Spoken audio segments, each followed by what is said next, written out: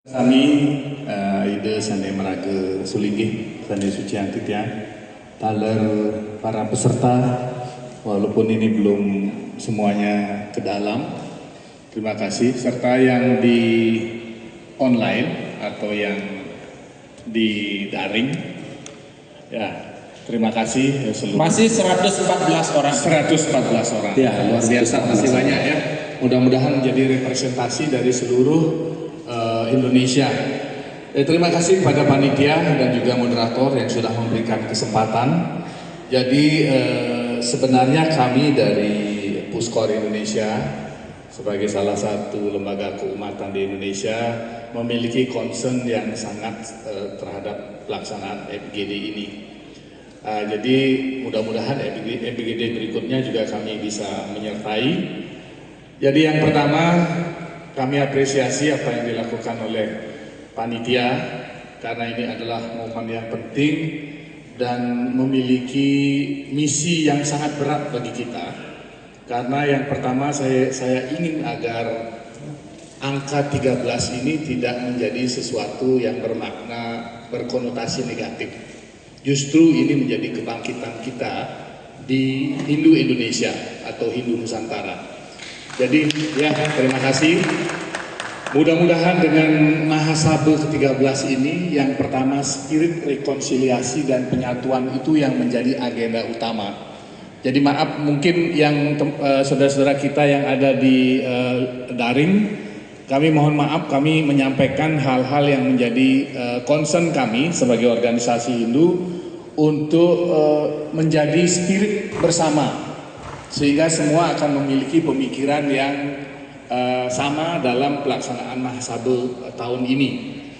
Nah, yang perlu kami sampaikan, tentu kami akan banyak memiliki ini, tetapi kami sampaikan poin-poin penting karena draft ini sudah kami buat dan kami lakukan kajian secara internal untuk menjadi usulan dan masukan yang konstruktif bagi spirit yang saya sebutkan tadi, rekonsiliasi dan penyatuan. Nah, dalam beberapa penyampaian di dokumen ini saya sudah akan submit ke panitia.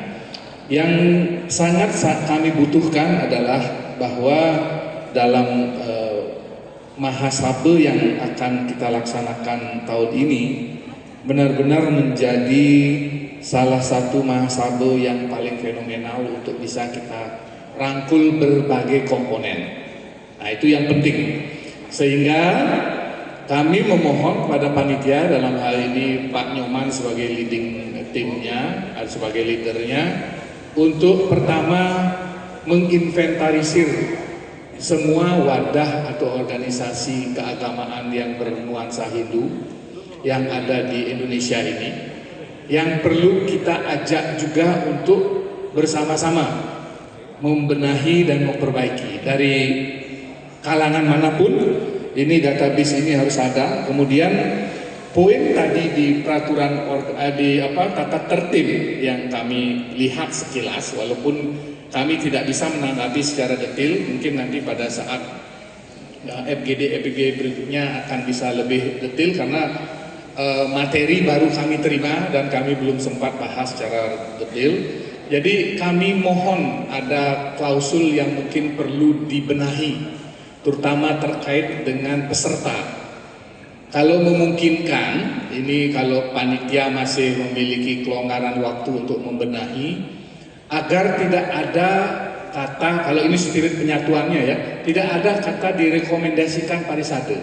Sehingga dari inventaris organisasi Hindu semua kita ajak. Ini yang penting, karena kalau ini tidak kita agendakan khusus, tanpa harus kita memilah, ini masih ada blok-blokan di kita ini masih keras gitu. Sehingga kalau memang benar-benar ini spirit mau dibangkitkan, mari kita rangkul semua, kita ajak semua, kita upayakan berdayakan potensi-potensi yang ada. Nah, kemudian selain itu tentu ada hal yang juga penting dari kajian kami, perlu kami sampaikan bahwa dari apa yang terjadi selama ini di Parisade, kita memiliki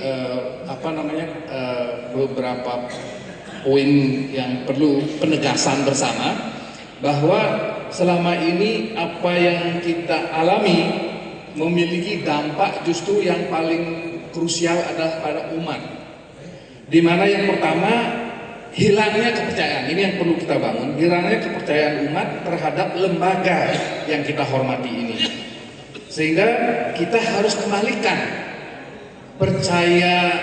kepercayaan umat atau trustnya umat, sehingga Parisade ini kembali menjadi lembaga kehormatan yang menjunjung kesucian dan keharmonisan umat Hindu.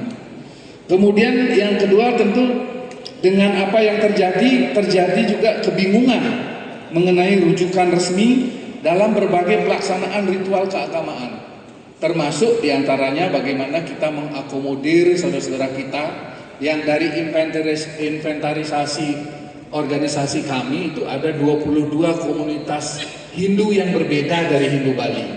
Ini harus menjadi concern Parisade juga sebagai majelis tertinggi. Tadi kalau dari para suligih menyebutkan majelis tertinggi, itu harus benar-benar mengakomodasi kepentingan Hindu di seluruh Indonesia di luar suku Bali. Jadi Nusantara dalam hal ini. Kemudian selain itu juga yang ketiga, kejadian-kejadian selama ini menjadi tentu sudah kita ketahui bersama, terhambatnya penyaluran bantuan dan program pemerintah yang sudah bersama-sama kita alami juga.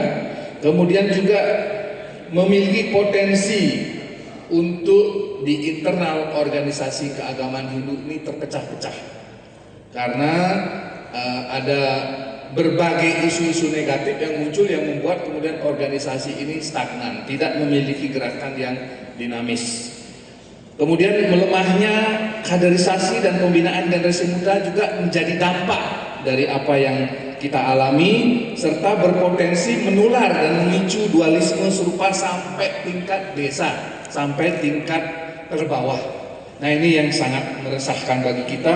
Oleh karena itulah usulan kita di Puskor ada beberapa poin penting. Yang pertama adalah bagaimana kita mengembalikan otoritas tertinggi kepada Sabuk Pandita. Ini sangat penting sekali karena Parisade itu adalah musyawarah para pandita. Jadi otoritas ini perlu ditegaskan kembali. Kemudian tentu nanti penjabarannya lebih banyak dengan adik ART dan sebagainya. Kemudian juga dalam Mahasabu tentu pembahasan ini lebih banyak akan dibahas. Kemudian yang kedua adalah rekonsiliasi melalui jalur musyawarah spiritual, bukan semata-mata jalur hukum.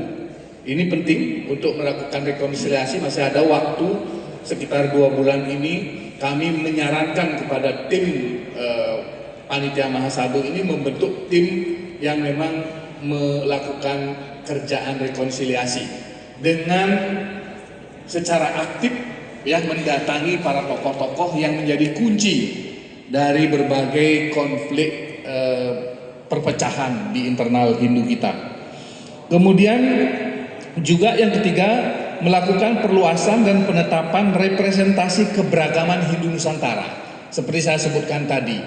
Jadi ada basir, ada kemudian mungkin ada dukun pandita dan sebagainya. Itu harus terakomodir dengan sebarang menyesuaikan dengan populasi di Sabe Pandita. Jadi tidak dominan sebagai Sabe Panditanya Hindu Bali ataupun Jawa, tetapi sudah mulai harus merepresentasikan Hindu-Hindu lain di seluruh Indonesia. Nah, selain itu tentu dalam hal ini definisi tentang Hindu Nusantara bukan sebagai teologi, tetapi sebagai payung bersama. Ini agar ditegaskan, jangan sampai Hindu Nusantara itu sebuah ajaran baru, jangan. Itu hanya sebagai payung bagi keberagaman itu bisa kita akomodir. Kemudian yang keempat, kita harus di lembaga tertinggi umat ini harus ada penguatan mekanisme internal resolusi sengketa.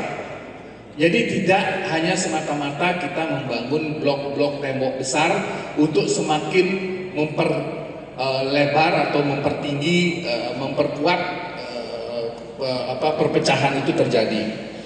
Kemudian yang kelima, jangan terjadi depolitisasi atau politisasi, sehingga Parisade ini banyak kemudian diwarnai oleh oknum-oknum yang memang memiliki kepentingan pribadi ataupun kelompok dan politik praktis. Jadi ini harus ditegaskan karena perjalanan kelembagaan selama ini banyak sekali intervensi orang-orang yang memang kemudian memiliki kepentingan seperti itu, sehingga yang memang buta dengan hal-hal yang berkaitan dengan politik akan tergerus, kemudian tidak memiliki hak untuk menyampaikan aspirasi tersebut. Kemudian yang keenam, transparansi dan akuntabilitas kelembagaan, ini juga penting. Kemudian yang ketujuh adalah menghidupkan kembali spirit ngayah sebagai etika kepengurusan, tidak hanya sekedar sebagai rebutan posisi dan jabatan atau rebutan kedudukan.